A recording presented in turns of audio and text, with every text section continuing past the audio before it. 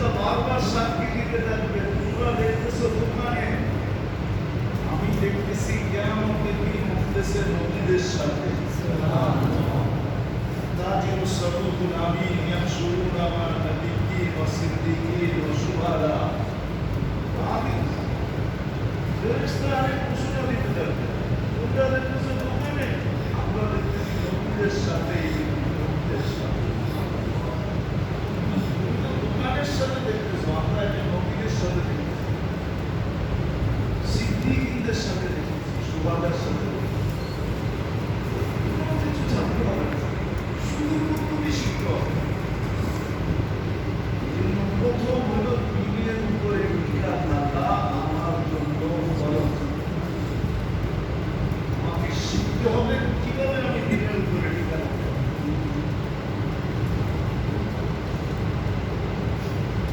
শহীদি মৌতের মালা নিয়ে মরা, ঘুমানো কোনো কঠিন না, একবারে সব। কয়েকবার বলছি, একবার বলছি। সূরা হাশরের ৩ আয়াত মাগরিবের পরে পড়ছে, আর ফজরের আগে মরছে, তো শহীদি মালা নিয়ে মরছে। ঘুমাইছো শহীদি মালা নিয়ে, শহীদি মালা ওর কাছে রাখা ছিল, মরলে পড়ায়া দিছে, মরে না রেখে দিছে। আবার ফজরে পড়ছে, এরকম বহুত আছে। শুধু এটা না, সাইয়্যিদুল ইস্তিগফার যে পড়ছে, ৭ বার যে রব্বা আল্লাহুম্মা আজিরনি মিনান নার পড়ছে, এরকম আরো আছে। আল্লাহুম্মা বারিক লি ফিল মাউত ওয়া ফিমা বা'দাল মাউত যে ২৫ বার পড়ছে। শহীদি মালা নিয়ে ঘুমানো কোনো কঠিন না, কিন্তু আমাকে জানতে হবে। মরে গেলে মালাটা পড়ায় দিবে, যাতে সব কাঠিকে মালা দেখেই ছেড়া দেয়। কবরে যখন দিবে, তো কবরওয়ালারা মালা দেখবে আর সেটা দেবে। কিন্তু এখানে যে বিপদে পড়বো না, কি গলায় তো মালা পরানো, শহীদি মালা, এখানে প্রশ্ন করতে গেলেই তো বিপদ। কোনো প্রশ্ন তো সে মুদ্দারে করে, তুই তো জিন্দারে প্রশ্ন করতে এসেছিস, আমি তো মরি না, তুই কি প্রশ্ন করতে এসেছিস আমাকে? আমি তো মরি না, শহীদি মরে নাকি? ওয়ালা তাকুলু ওয়ালা তাকুলান্না, কোরআনেই তো ঠিক না? কোনো প্রশ্ন করতে গেলে বিপদে পড়তে ফেরেশতা, মালা দেখে সরে যাবে।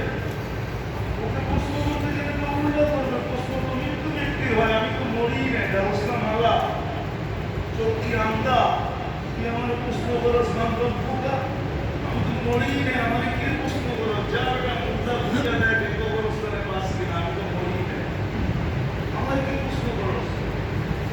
কোনো গাড়ি দিয়ে প্রশ্ন করবে না, মালা দেখা।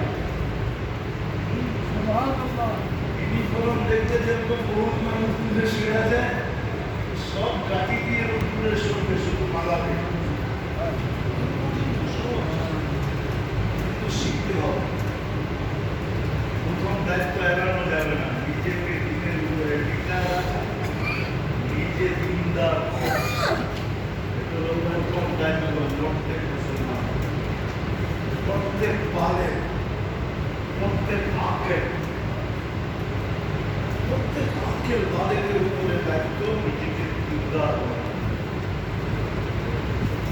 দিনদার বানানোর পদ্ধতি শিক্ষা প্রত্যেকের উপরে জরুরি।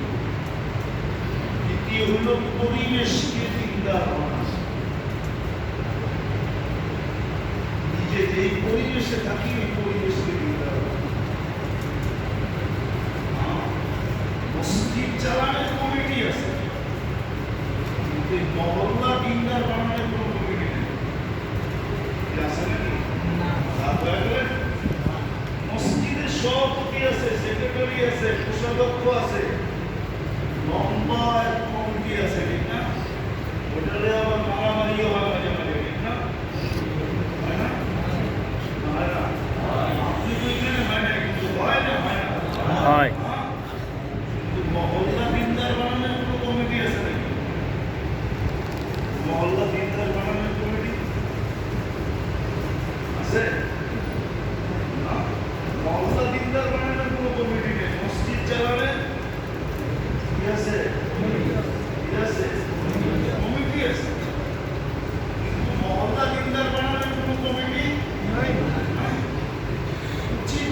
মহল্লা দিনদার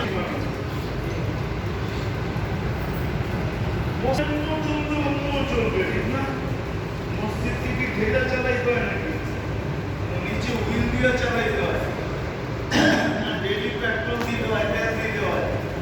এটা কি গাড়ি নাকি চালাবে এটা না পেলে একটু এমনি চলবো ঠিক না? তো এমনি এমনি চলবো, এমনি চলবো। উচিত ছিল মহল্লা দিনদার বানানোর কমিটি বানানো। মহল্লা দিনদার কিভাবে হয় না? দিনদারের সাথে আল্লাহর ওয়াদা।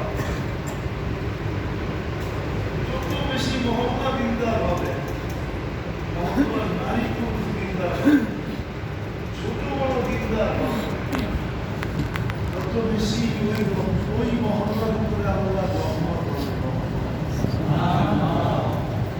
ওই মহল্লার ভিতরে বরকত হবে, ওই মহল্লার ভিতরে চোর হবে, মিল হবে, মহব্বত হবে, ইসার হবে, আসলে কত কিছু হবে, কটার নাম নেব। ওই মহল্লাই দেখা যাবে এক মাথা সব ঘর ঘুরা, তারপরে যাত্রা তার পাতে আসবে। যেই ঘর থেকে প্রথম বাহির হয়েছে আবার ঘুরে ওই ঘরে কেন? যেই ঘরে প্রথম দিছে ওই ঘরে বলছে ও আমার সাথে সহানুভূতি দেখাইল, আমি আরেকজনকে দেখাই পাশের ঘরে। ও পাশের ঘরে সহানুভূতি দেখাবে, ও বলবে ও সহানুভূতি দেখাইল, আমি পাশের ঘরে দিকে সহানুভূতি দেখাই। এরকম করে তার ডাইন দিক দিয়ে শুরু করছে, বাংলায় তো জানে না যে এই ঘর থেকে মাথা বাইরেছে ঠিক না? সে কি জানে নাকি? সে তো দূর পিঠে দেয় নাই। যখন বামের ঘরে গেছে বলছে ও আমার সহানুভূতি দেখাইল, এটা আমি আমার ডাইন দিকের ঘরে সহানুভূতি দেখাই। যখন ওই মাথা তার ঘরে ফিরবে সে বলবে এটা তো আমার ঘরের দিকেই বেরিয়ে আবার